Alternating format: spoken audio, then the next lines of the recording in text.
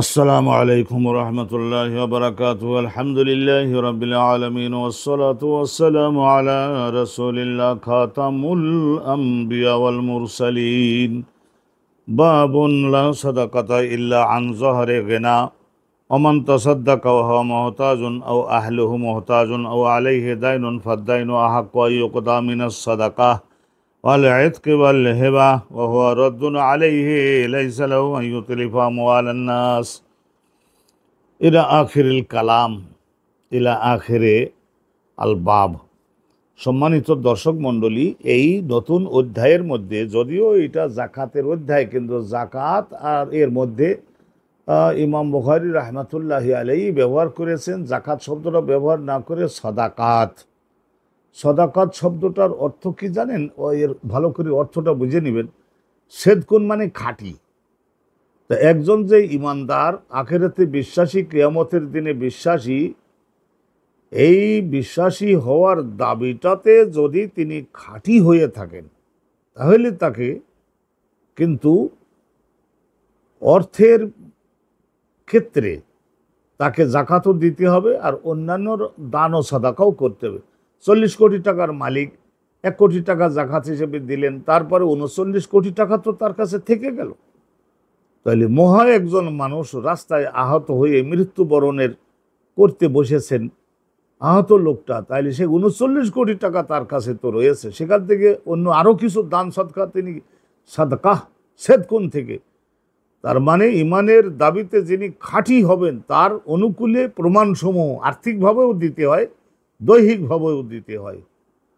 তো সেই জন্য সাদাকা বলাতে জাকাতের আলোচনাও যেমন এসেছে, অন্যান্য নফল দানসমূহের আলোচনাও এই কিতাবুজ জাকাতের মধ্যে হযরত ইমাম বুখারী আনতে পারছেন, যেহেতু উনি বলেছেন যে কিতাবুজ সাদাকাত। তো শুনুন, আমাদেরকে সেটাও করতে হবে। শুধু জাকাত এর মধ্যে নিজের সীমাবদ্ধ রাখলে তো আর জগৎ পরকালের এই বিরাট দরিয়া আমরা পার হতে পারবো না। বাবুন, এই বাবের মধ্যে আলোচনা করা হবে যে লা সাদাকাতা ইল্লা আন যহরে গিনা। যহরে গিনা, আপনার ধন এবং আপনার সম্পদ আছে, গিনা এই যে সাধারণত আমরা ফকর বলি না, ফকর মানে অভাব, এর বিপরীত শব্দ হলো গিনা। তো এই আপনার যে টাকা করি, স্ত্রী আছে, আপনার স্ত্রী আছে, আর একজনের মেয়েকে আপনি কলেমা পড়িয়ে তাকে নিজের দায়িত্বে নিয়েছেন, তো অতএব আপনাদের দুজনের ওসিলায় অবলম্বন করে জগতে কয়েকটা পুত্র সন্তান কন্যা সন্তানও আপনাদের মাধ্যমে জগতের মুখ দেখলো।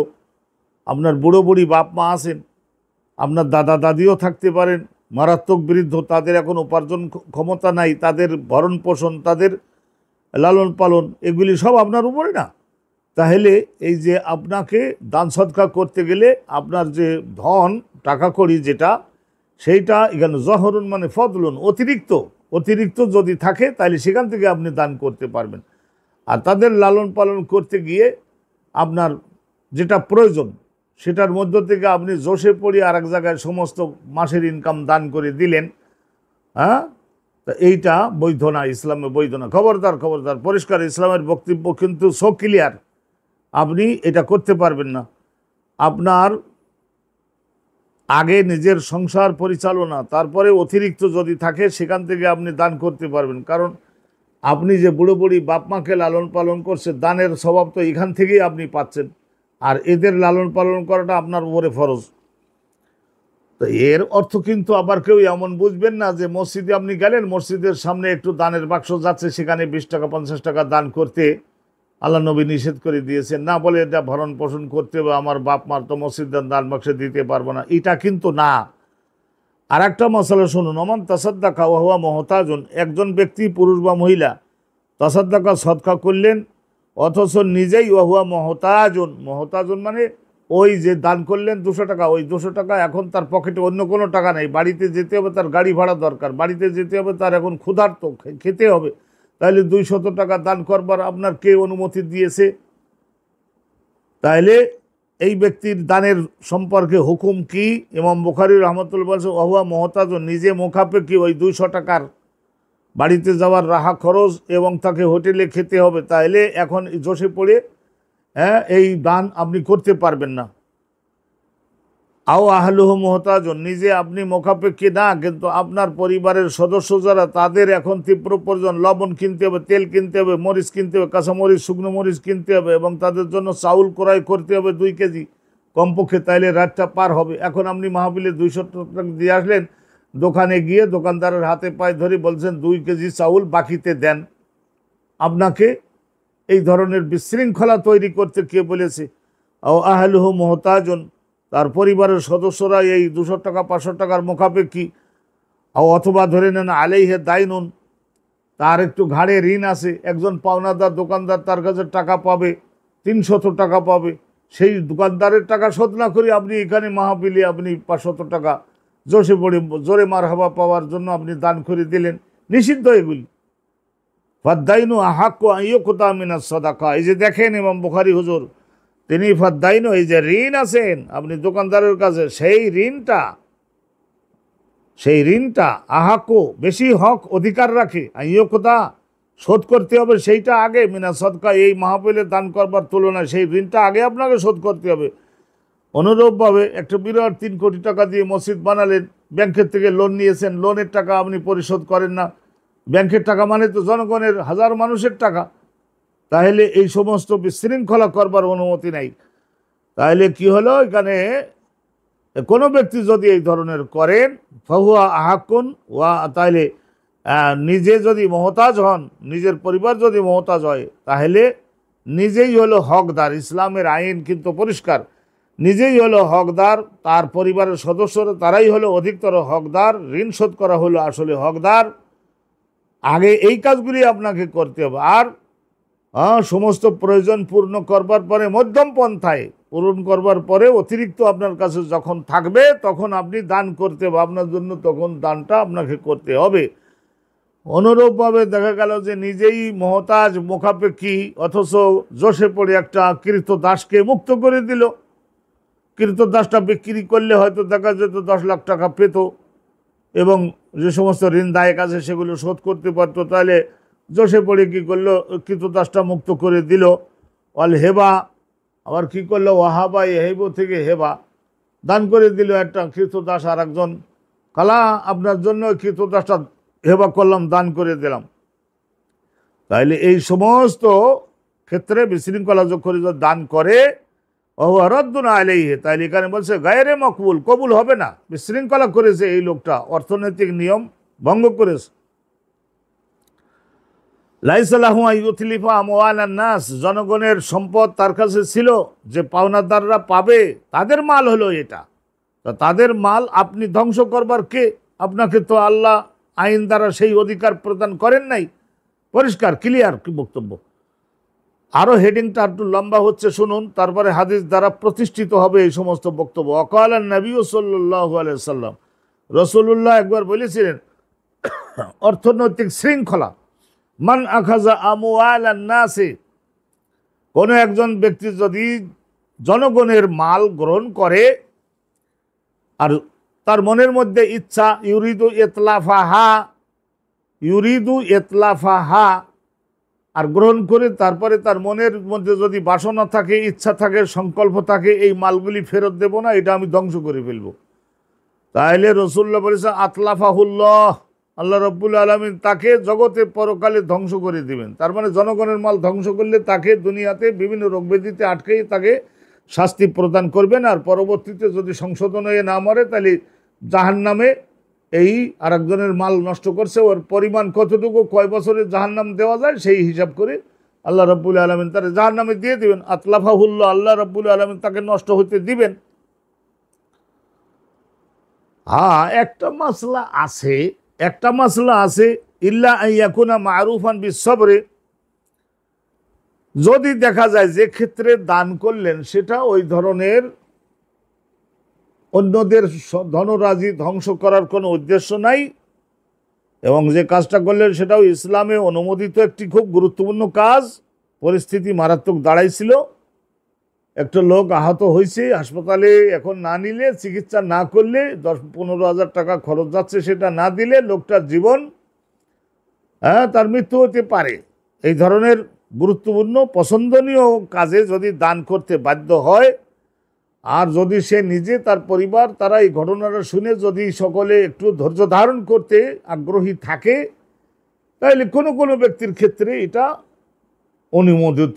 অনুমোদিত হতে পারে, অনুমোদিত হবে, কিন্তু এটা সকলের ক্ষেত্রে না। তাহলে এই ধরনের ক্ষেত্রে দেখা যায় যে ফায়ুসিরু আলা নাফসিহি, নিজের স্বার্থের বিরুদ্ধে অন্য আরেকজন অভাবী বিপদগ্রস্ত লোকের স্বার্থকে কি করলো, প্রাধান্য দিল। এই ধরনের এক্সাম্পল অবশ্য কোরআনে হাদিসে আছে। ওয়ালাউ কানা বিহি খাসাসা, কোরআন শরীফে আছে ইউসিরুনা আলা আনফুসিহিম ওয়ালাউ কানা বিহিম খাসাসা। খাসাসা অর্থ হলো অভাব, খাসাসা অর্থ হলো হাজাত, তার নিজের প্রয়োজন রয়েছে ওই খাদ্য খাওয়ার, ওই কাপড়টা পরিধান করার, কিন্তু তার সত্ত্বেও নিজের স্বার্থকে পরাজিত করে অন্য আরেকজন ভাইয়ের স্বার্থকে বিজয়ী যদি করে দেয়, রাসূলুল্লাহ এবং তার সাহাবাগণের তাদেরকে আখলাকের সর্বোচ্চ তুঙ্গে তো নবী পাক নিয়েছিলেন।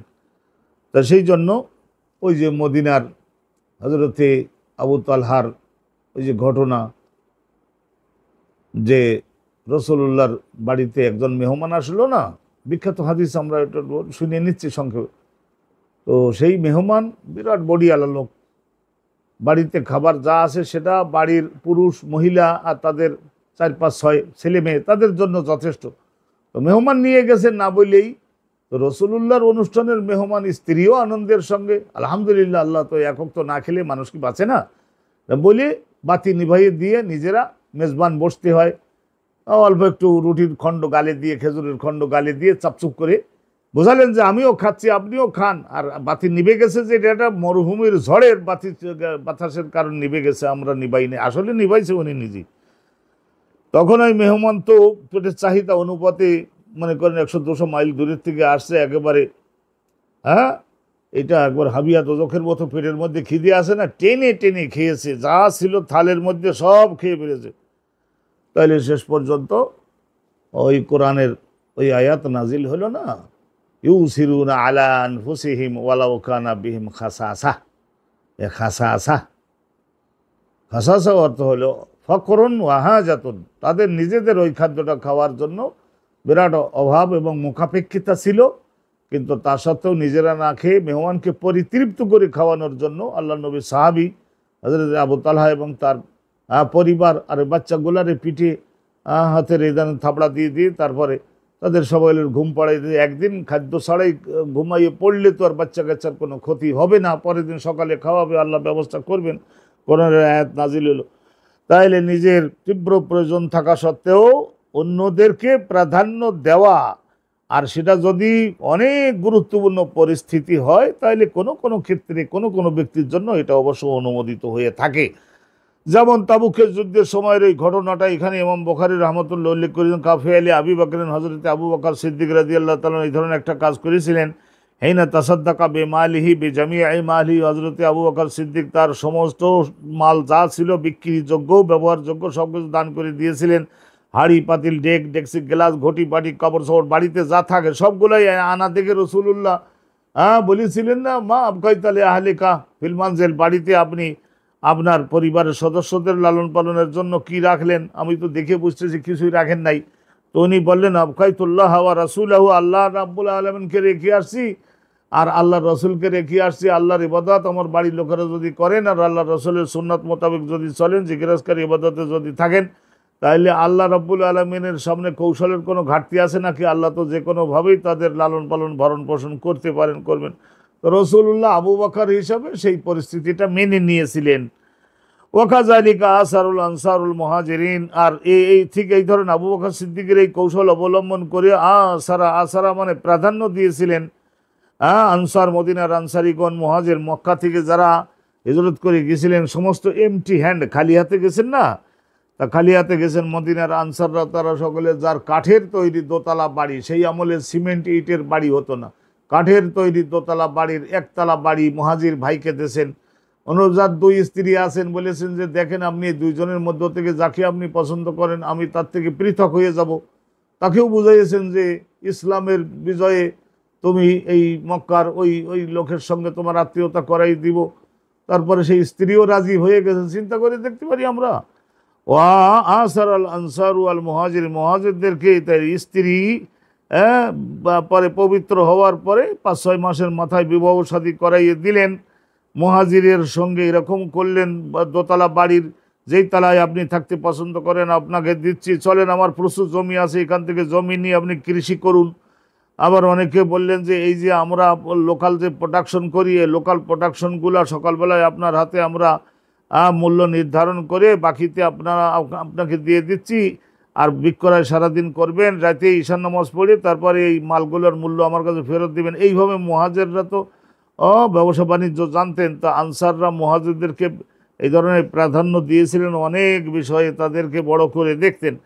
এই একটা জিনিস, ওয়ান্নাহান নবী ও রসুল্লাহ সাল্লাল্লাহু আলাইহি সাল্লাম সারা জীবন নিষেধ করেছেন সাহাবাগণকে যে মুসলমান জাতকে তিনি তৈরি করেন তাদের নিষেধ করতেন আন ইদাআতিল মাল, কোনো একটা মালকে কি করতে পারবে না, অপব্যয় করতে পারবে না, অপব্যয় করতে পারবে না, নষ্ট করতে পারবে না, কোনো মাল নষ্ট করতে পারবে না। ফালাইসাল্লাহু তাহলে ফালাইসাল্লাহু ইউদাইআ আমওয়ালান নাস বিইল্লাতি সাদাকাহ, তাইলে জনগণের কাছ থেকে আপনি 10,000 টাকা, 50,000, 1 লাখ টাকা হাওলাত করে আনছিলেন, আর এই যে মাহাপলে আপনি আরেকজনের থেকে আনলেন নিজে হাওলাত করে, ছেলে মেয়েদের খাওয়ানোর কাপড় চোপড় দেওয়ার সুযোগ নাই, 1 লাখ টাকা ব্যাংকের থেকে আপনি নিলেন, 5 লাখ টাকা নিলেন, নেওয়ার পরে এখানে মসজিদ তৈরিতে, মাদ্রাসা, ইতিমখানা, এই সমস্ত জায়গায় আপনি বিরাট জম্মার দিনে দাঁড়াইয়ে অনুরোধ 5 লাখ টাকা হাজি আব্দুল জব্বার এইরকম একটা ঘোষণা পেয়ে এলাকায় নাম চেতালেন, নাম তুলে ধরবার চেষ্টা করলেন। জনগণের সম্পদকে আপনি বিনষ্ট করে ফেললেন, নষ্ট করলেন বেআইল্লাতে সাদাকার কারণ দেখালেন যে আমি সদকা করতেছি আল্লাহর রাহে। এই ধরনের করার কোনো অনুমতি নাই ইসলামে। ওকালা কাব ইবনে মালিক, হযরতে কাব ইবনে মালিক উনি ওই যে তাবুকের যুদ্ধে যেতে সক্ষম হন, যাই করে যেতে পারেন নাই, যে 3 জন, সেই 3 জনের মধ্যে একজন হলেন কাব ইবনে মালিক। আল্লাহ ওনাকে জান্নাতুল ফেরদাউস নসিব করুন। হায় হায় হায়। কাব ইবনে মালিক বলেছিলেন, কুলতু ইয়া রাসূলুল্লাহ, আমি বললাম হে আল্লাহর নবী, ইন্না মিন তাওবাতি, আমার একটু তওবার সুযোগ দেন হুজুর, আমি আপনাকে যুদ্ধের ময়দানে পাঠাই, আমি বাড়িতে আরাম করে বিবি বাচ্চা নিয়ে থাকবো, এই ধরনের কোনো মনোভাব ছিল না। কিন্তু শয়তানি ওয়াসওয়াসা আপনার সঙ্গে না গিয়ে আমরা বললাম তেজস্বী ঘোড়া আছে, 2 দিন পরে বাহির হলেও আপনারা যাবেন উঠে আর আমি যাব ঘোড়ায়, এই অর্ধেক পথে ধরে ফেলবো, এই ধরনের এটা মনে করেছিলাম। হুজুর শয়তানি ওয়াসওয়াসা, আমার একটা তওবার সুযোগ দেন হুজুর। আন খালে আমিন মালি সাদাকাতান ইলাল্লাহি ওয়া ইলা রাসূলিহি, আমি সমস্ত আমার পার্সোনাল যে সমস্ত প্রপার্টিজ, আমার ব্যক্তিগত যে সমস্ত মাল আছে সব মালগুলি কি করব আমি হুজুর, আমি মালিকানা ত্যাগ করলাম, ইলাল্লাহি ওয়া ইলা রাসূলি, আল্লাহকে দিয়ে দিলাম, রসুলকে দিয়ে দিলাম, আপনি যেখানে পছন্দ সেই জায়গায় আমার সমস্ত মালগুলি আপনি ব্যয় করে দিতে পারেন। তো এই মাল দানের মাধ্যমে আমি যাতে আমার বিরুদ্ধে, যেহেতু এই কোরআন শরীফের আয়াত নাজিল হয়ে গেছে, তার মানে আমাদের এই যুদ্ধে আপনার সঙ্গে না যাওয়াটা জঘন্য কবিরা গুনাহ হয়ে গেছে, হুজুর আমাদেরকে পবিত্র করবার ব্যবস্থা করেন, আমার তওবার সুযোগ করে দেন হুজুর, আমার সমস্ত মাল দান করে নেন। হযরতে কাব বিন মালিক বলছিলেন ওই 3 জনের মধ্যে একজন হলে ইনি। তো রাসূলুল্লাহ সাল্লাল্লাহু আলাইহি ওয়াসাল্লাম তখন বলেছিলেন, যারে মিয়া জোশে পড়ে কাজ করো না, তোমার বউ আছে, তোমার মা বাবা আছে, তোমার পুত্র কন্যা আছে, তাদের খাওয়া বাকি, পরের দিনে আবার সমস্ত থালা বাটি নিয়ে গ্রামে বিক্রি করবার জন্য বাইরে হওয়া। কলা আমসিক আলাইকা বাদ মালিকা, কিছু কিছু মাল, কিছু পরিমাণের মাল তুমি নিজের মালিকানায় রাখো, আর ভুল যেটা হয়েছে সেইটার কাফারা হিসাবে, তওবার ওসির জাহিরি তওবা হিসাবে সেইটার কিছু দান করতেও পারো, ঠিক আইডিয়া করো বাবা খায়রুন লাকা, তা সেইটা তোমার জন্য কিছু মাল রাখাটা বেহতের হবে, ভালো হবে। কলতু, তখন আমি বললাম যে বাইনি উমসিকু সাহামি আল্লাজি বি খাইবার, ইয়া রাসূল আল্লাহ সাল্লাল্লাহু আলাইহি ওয়াসাল্লাম 6ষ্ঠ হিজরিতে খাইবারের যুদ্ধে যোগদান করছিলাম, সেই সময় ওখান থেকে মুজাহিদদেরকে আপনি যে একটা অংশ দিয়েছেন না, গনিমতের অংশ, যেটাকে সাহাম বলা হয়, সাহাম মানে পাট, তো এই পাটটা আমি যেটা পাইছিলাম ওইটা আমি হুজুর রেখে দিচ্ছি। ফাইনি উমসিকু, আমি রেখে দিচ্ছি সাহামি, আমার যে খয়বারের অংশটা আছে এতটুকু রাখলে হুজুর ওখানে আঙ্গুর হয়, ডালিম হয়, খেজুর হয়, প্রচুর পরিমাণের ধান গম লাগান যায়, তো ওই জায়গার ওইটা আমার যে 4-5 বিঘা জমি যেটা আমি পাইছি, আলহামদুলিল্লাহ ওইটা আমি রাখলাম হুজুর, আর বাকি এই সমস্ত গরু ছাগল ভেড়া বকরি তোমরা ওটা হাঁস মুরগি যেগুলো আছে আমার, এগুলি সমস্ত কিছু বিস্তারিত বড় ঘটনা, এগুলি সামনে আসবে, আমরা আপনাদের সামনে আলোচনা করে একটু বোঝাবো। সেই আলোচনা যদি শোনেন তাহলে আপনাদের আমাদের চোখের অশ্রু ধরে রাখতে আমরা পারবো না। কি করে সাহাবাগণ তারা ভুল হয়ে গেলে কি করে আবার সংশোধন হওয়ার জন্য চেষ্টা করতেন। আলহামদুলিল্লাহ এখানে আমরা নিজের প্রয়োজন পূর্ণ হওয়ার পরে অতিরিক্ত যেটা থাকবে সেখান থেকে আপনি আল্লাহর রাহে দান করুন। নিজের পরিবারের ভরণ পোষণটা আপনার উপরে মহা গুরুত্বপূর্ণ ফরজ। এই বিষয়ের উপরে আমরা আলোচনা করলে এই জন্যেই তো আল্লাহ রাব্বুল আলামিন বলেছেন যে ইউরিদুল্লাহু বিকুমুল ইউসরা, আমি এই জমানার লোকদের জন্য আমার নবীর মাধ্যমে শরিয়াতকে সহজ করে দিয়েছি। 40 লাখের মধ্য থেকে মাত্র 1 লাখ যাকাত দিবা, বাকি 39 লাখ তোমার প্রয়োজন পূরণের জন্য তুমি নিজের নিকটে রাখবা। হ্যাঁ, সেখান থেকে আর যদি কিছু দান সৎকার নিজে আখিরাতে একটু মর্যাদা বৃদ্ধির নিয়তে যদি তুমি করো তাহলে সেটা তোমার উপরে আমি ছাড়লাম, কিন্তু নিজের পরিবারের ভরণ পোষণ তোমাকে করতে হবে। আর দ্বিতীয় হাদিসটা শুনে নবী কলাজনা আবদান, ইমাম বুখারী রাহমাতুল্লাহ শিক্ষক, এখানে হযরতে আবদান তার শিক্ষক, আব্দুল্লাহ তার শিক্ষক, ইউনুস তার শিক্ষক ইমাম জোহরি, তার শিক্ষক হযরতে সাঈদ ইবনে আল মুসাইয়্যিব ইবনে বাঘা তাবিঈ সিনিয়র তাবিঈ আন্নাহু সামিআ আবা হুরায়রা, বহু সংখ্যক সাহাবার কাছ থেকে ইলম শিখেছিলেন সাঈদ ইবনে আল মুসাইয়্যিব আল মাখজুমি।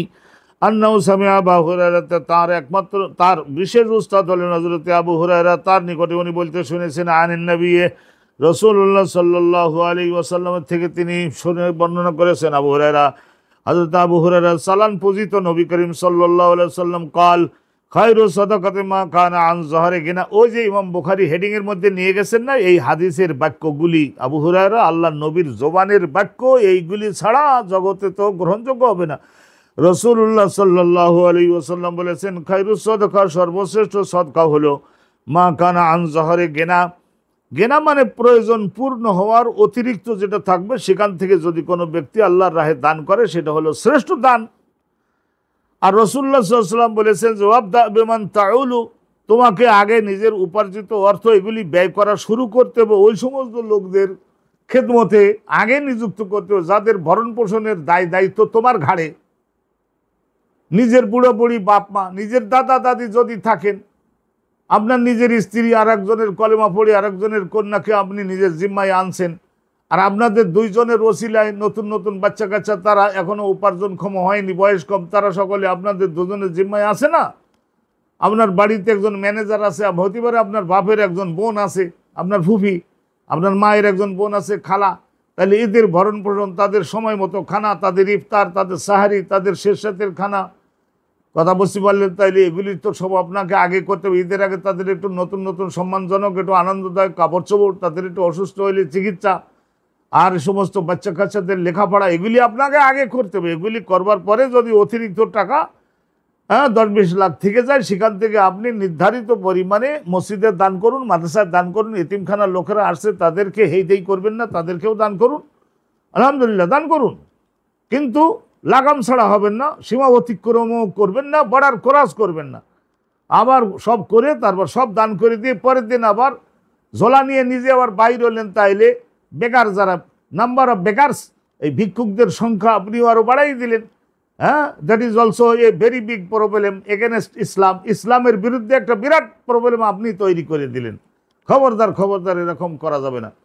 রাসূলুল্লাহ সবসময় বলতেন না, আলিয়াদুল উলিয়া, যে হাত উপরের হাত, আর্থিকভাবে সক্ষম, সেই হাত শ্রেষ্ঠ।